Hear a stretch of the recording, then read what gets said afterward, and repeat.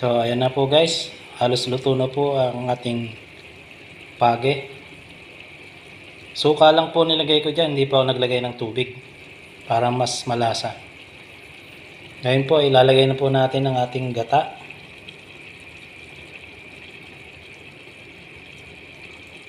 Ayan, gata, coconut milk.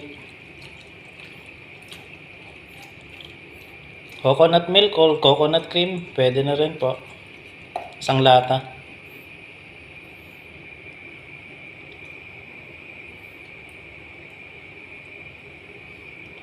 Simmer po natin mga ilang minutes para maluto ang gata.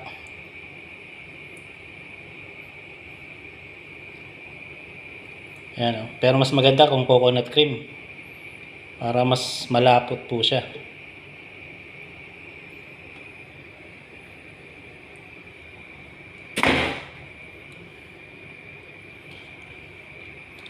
Haluin natin ng konti.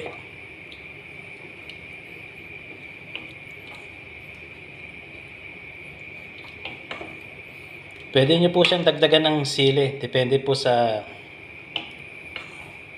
kung gaano nyo siya gusto kaanghang. Dagdagan nyo po siya ng sili.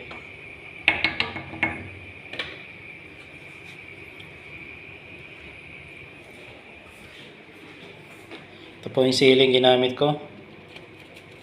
Pwede po nating dagdagan kahit hindi na natin hiwain.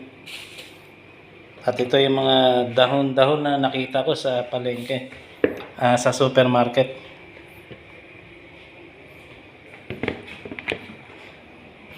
Nugasan ko na po ito.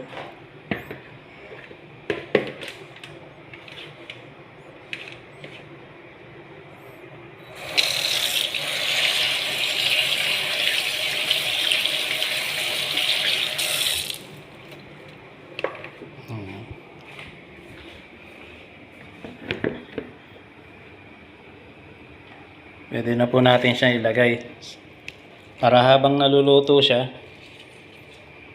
kasama sabay na po sa talbos.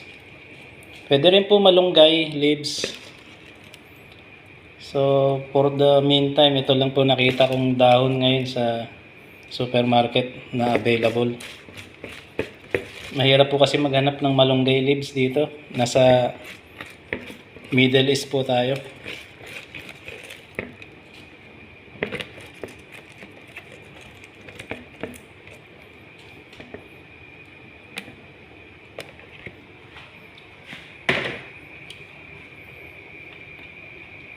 Abay na rin po natin ito sili.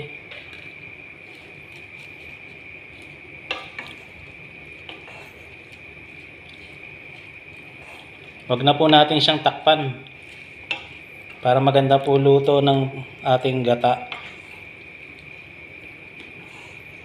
Pag nailagay nyo na po ang gata, wag nyo na pong takpan. Hayaan nyo na siyang maluto sa medium heat. Ayan. Pwede rin po kayo maglagay ng spinach or something green para healthy ang ating gata.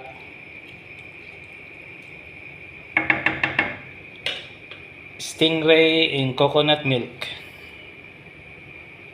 Hintayin lang po nating maluto hanggang sa kumulo. At yan na po ang ating recipe for today.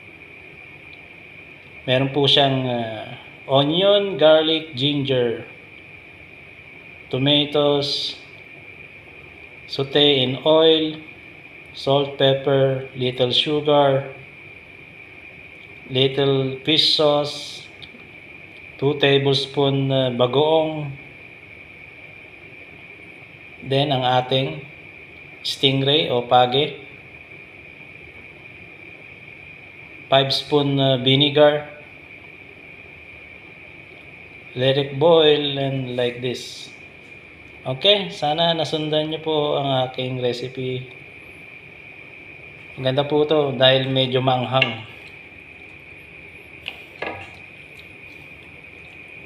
You can adjust the chili if you want.